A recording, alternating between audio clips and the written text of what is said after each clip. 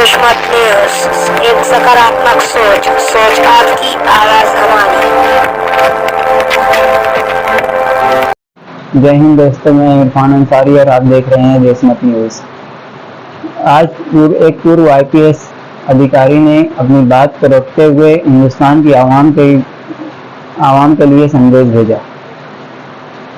आइए देखते हैं वो संदेश क्या है और उनकी बातों को समझने की कोशिश करते हैं। इस्लाम इजाजत देता है कि घर से बाहर निकलो, आग को बुझाओ, हर आदमी अपना आधार कार्ड सही तरीके से बनवाए। ये मत मानिए कि सिर्फ मुसलमान टारगेट है। मुसलमान तो पहला टारगेट, दूसरा टारगेट दलित है, तीसरा टारगेट ट्राइबल है, चौथा टारगेट OBC है, पांचवा टारगेट गरीब है और आखिरी जो मुद्दा है वो ये है कि कैसे इस देश में मनुस्मृति लाया जाए और सारे लोगों को पढ़ाई से रोका जाए और इनके शासन को सदियों तक जारी किया जाए। ये मुद्दा है। एक्शन क्या होना चाहिए? प्लानिंग ये है कि जिस तरह से इन्होंने मास डिसइंफ्रेंच करने की आपको कोशिश की है, आप अपने को इनफ्रेंचाइज करने की कोशिश कीजिए। कैसे इनफ्रेंचाइज करेंगे? अपने सारे वोटिंग डॉक्यूमेंट्स को प्रॉपर तरीके से सबसे पहले बनाइए। आज ही जा करके हर आदमी अपना आधार कार्ड, अपना इलेक्शन आइडेंटिटी कार्ड, बाकी सारे कार्ड्स सही तरीके से बनवाए। जो आदमी घर शिफ्ट करता है, शिफ्टिंग के बाद मैंने किताब लिखी है, उसमें कहा गया है कि अगर एक दलित और एक मुसलमान अगर अपने घर को शिफ्ट करता है तो उसके नाम को डिलीट कर दिया जाता है। आप जहां पर जाते हैं नए तरीके से अपने नाम को ऐड कीजिए। आपके मेल को फीमेल लिखा जाता है, आपके फोटो को चेंज कर दिया जाता है। बीजेपी के लोग फॉर्म नंबर 7 के थ्रू आपके वोटर आइडेंटिटी कार्ड को चैलेंज करते हैं। बिना इंक्वायरी के इलेक्शन कमीशन आपके वोटर आइडेंटिटी कार्ड को खत्म कर देता है। आप सजग नहीं है। सबसे पहले आप सजग होइए, सबसे पहले अपने कार्ड्स बनाइए। कार्ड्स बनाने के बाद जो वोटर लिस्ट है उसको उठाइए और देखिए कि महमूद आलम अगर लिखा हुआ है तो उसका स्पेलिंग सही है क्या? हम मेल हैं तो मेल है क्या? फीमेल है तो फीमेल है क्या? हमारा फोटोग्राफ है क्या? इन सारी चीजों को इंश्योर कीजिए और इंश्योर करने के बाद आप यूनाइट होइए। और यूनाइट होने के बाद जिस तरह से इलेक्टोरिकली ये सरकार आपके सर पे बैठी है, उसी तरह से इलेक्टोरिकली इस सरकार को उठा के फेंक दीजिए। जिन लोगों ने कहा था माइनॉरिटीज, मुस्लिम्स, क्रिश्चियन, सिख, बौद्ध, जैन, पारसी 19.6% है, लगभग 20% है। दलित 16.5% है, कितना हो गया? 36.5%। ट्राइबल 8.5% है, कितना हो गया? 45% हो गया। अगर सेकुलर जो हमारे OBC हैं और सेकुलर जो हमारे अपर कास्ट हैं, अगर इनको मिला दिया जाए तो हमारी तादाद 60 के ऊपर जाती है। और अगर हम चाह लें प्रॉपर तरीके से यूनाइट हो जाए, प्रॉपर तरीके से अज़्म कर लें, प्रॉपर तरीके से साइलेंट रेवोल्यूशन के लिए अगर हम तैयार हो जाएं, तो इस सरकार को हम इलेक्टोरिकली उखाड़ फेंक सकते हैं और इसके लिए आपको तैयार होने की जरूरत। तो मेरे कहने का मतलब है कि दोस्तों, ये जो सारी चीजें जो आपके सामने फैक्ट्स हो रही हैं, ये हिंसा नहीं है, ये मणिपुर नहीं है, ये कश्मीर नहीं है, ये UCC नहीं है, ये CAA नहीं है। ये एक ही है कि आपको मास स्केल पे कैसे डिसइंफ्रेंचाइज किया जाए, वोट देने के अधिकार से आपको कैसे वंचित किया जाए। इस बात को समझिए, अपने वोटिंग राइट्स को समझिए। आपकी इस देश में कदर और कीमत क्यों है? क्योंकि आप वोट देते हैं। जिस दिन आपके वोटिंग राइट को खत्म कर दिया जाएगा, आप कीड़े मकोड़े हो जाएंगे। चाहे वो कोई भी समाज हो, चाहे वो दलित समाज हो, ट्राइबल समाज हो या माइनॉरिटी का समाज हो। अपने राइट्स को समझिए, अपने डॉक्यूमेंट्स को बनाइए और आने वाले इलेक्शन में मैं कहना चाहता हूं कि वोट करना ये लगना चाहिए कि 100% दलितों ने, 100% मुसलमानों ने, 100% ट्राइबल ने वोट किया है। और अगर आने वाले इलेक्शन में अगर आप वोट नहीं करते हैं तो समझ जाइए कि आप अपने मजहब को धोखा दे रहे हैं, आप अपने देश को धोखा दे रहे हैं। अगर बाहर आग लगी हो और घर के अंदर अगर हम चैन से बैठते हैं, इस्लाम इसकी इजाजत नहीं देता है। देखिए, आपके सामने जो बातें हो रही हैं आज, इस चर्चा सत्र के 2 पार्ट है। एक पार्ट है UCC और दूसरा पार्ट है मॉब वायलेंस। हम दोनों को अलग अलग चर्चा करेंगे। पहला मैं कहना चाहता हूं, हम UCC को हम लेते हैं। आज से 6 महीना 1 साल पहले आपने देखा होगा कि लव जिहाद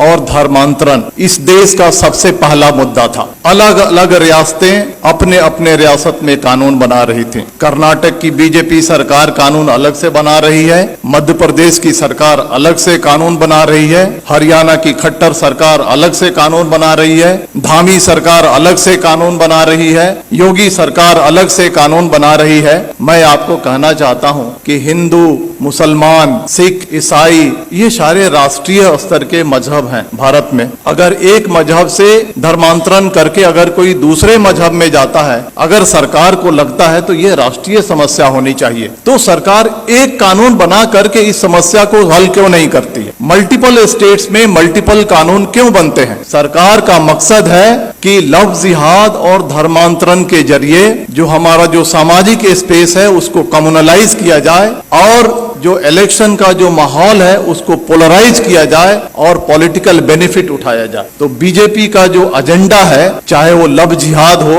धर्मांतरण हो या 2014 से लेकर के आज तक के जो भी फंडामेंटल चेंजेज आए हैं, ये पॉलिटिकल प्रोजेक्ट है। पॉलिटिकल प्रोजेक्ट किस लिए है? To gain political benefit. उसी तरह से यूसीसी आ रहा है। अगर सरकार को लगता है कि यूसीसी आनी चाहिए और राष्ट्रीय समस्या है, तो आसाम का चीफ मिनिस्टर हिमंता बिस्वा शर्मा क्यों कहता है कि हम पॉलीगेमी पे कानून बनाएंगे? धामी सरकार उत्तराखंड का क्यों कहता है हम यूसीसी पे ड्राफ्ट लेकर के आएंगे? आप देखिएगा मेरी बात, यू मार्क माई वर्ड, कुछ दिन के बाद योगी सरकार अलग ड्राफ्ट लेकर के आएगी, कुछ दिन के बाद मध्य प्रदेश की शिवराज सरकार अलग ड्राफ्ट लेकर के आएगी। और इसका मकसद है कि उनका पॉलिटिकल प्रोजेक्ट है। और पॉलिटिकल प्रोजेक्ट किस लिए है? समाज को पोलराइज करने के लिए। अब सवाल उठता है कि इसका मकसद समाज को पोलराइज करने के लिए है, तो हमें क्या करना चाहिए? जहां तक यूसीसी का सवाल है, बड़े बड़े वक्ता, बड़े बड़े दानिश्वर कहते हैं सबसे ज्यादा जो नुकसान होगा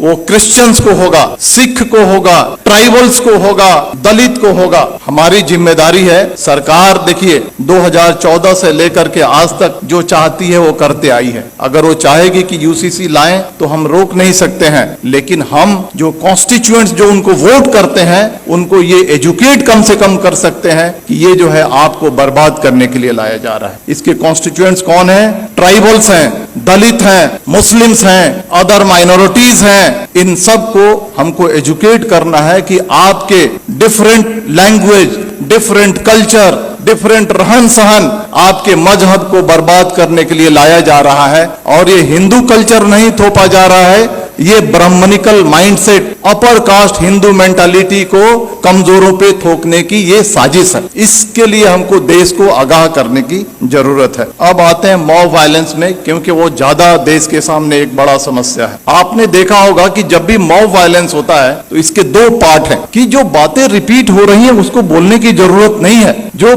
पेपर में आता है, जो सोशल मीडिया पे आता है, जो वक्ताओं ने कहा, it's a matter of record, उसको रिपीट करने की जरूरत नहीं। हम क्या नया रखते हैं उसका ज्यादा महत्व है। मॉब वायलेंस के दो पार्ट हैं, एक जो एक्चुअल जो विजिलेंटे ग्रुप और एक सरकार जो खामोशी से उसका सपोर्ट करती है। जो विजिलेंटे ग्रुप है, जो एक्चुअल क्राइम कमिट करता है, आज फ्रीली घूम रहा है, हथियार कलेक्ट कर रहा है, क्राइम कर रहा है, माइनॉरिटीज पे वार कर रहा है और उसको कोई छेड़ने वाला, कोई अरेस्ट करने वाला नहीं है। दूसरा जो पार्ट है आज की सरकार कितनी भी मॉब लिंचिंग हो जाए, मणिपुर हो जाए, नू हो जाए, पुनहाना हो जाए, झिरका हो जाए, ट्रेन में फायरिंग हो जाए, दंगे हो जाए, सरकार जबान नहीं खोलने वाली है। सरकार चुप है। सरकार इज मेंटेनिंग साइलेंस। और साइलेंस को क्या कहा जाता है? साइलेंस को, खामोशी को रजामंदी कहा जाता है। सरकार वायलेंस को रजामंदी दे रही है। सरकार रजामंद है कि वायलेंस किया जाए। इसके दो पार्ट हैं, जो विजिलेंटे ग्रुप हैं और जो सरकार है, इनके मोटिव में फर्क है। जो विजिलेंटे ग्रुप है उनका मोटिव है कि हम जो कमजोर हैं उन पे हमला कर रहे हैं, उनको सबक सिखा रहे हैं, उनको तकलीफ में डाल रहे हैं और बहुत खुश हैं कि तारीख में इन्हें हमको सताया था। ये बात सही है या गलत, इसकी अलग चर्चा की विषय है, लेकिन इन्होंने हमें तारीख में हमको तकलीफ दी थी, आज हम इनको तकलीफ दे रहे हैं। वो खुश है। वो इलिटरेट, कम पढ़ा लिखा आदमी जो विजिलेंटे ग्रुप है खुश है। लेकिन जो सरकार, जो ऑर्गेनाइजेशन आरएसएस इस देश को चला रही है, उनका जो एजेंडा है वो एजेंडा बिल्कुल ही अलग है। वो एजेंडा है मास डिसइनफ्रेंचाइजमेंट की, यानी मास स्केल पे आपको वोट देने से वंचित किया जाए। इसको मैं समझाऊंगा, आप मुत्तफिक नहीं होंगे मेरी बातों से, लेकिन मैं समझाऊंगा।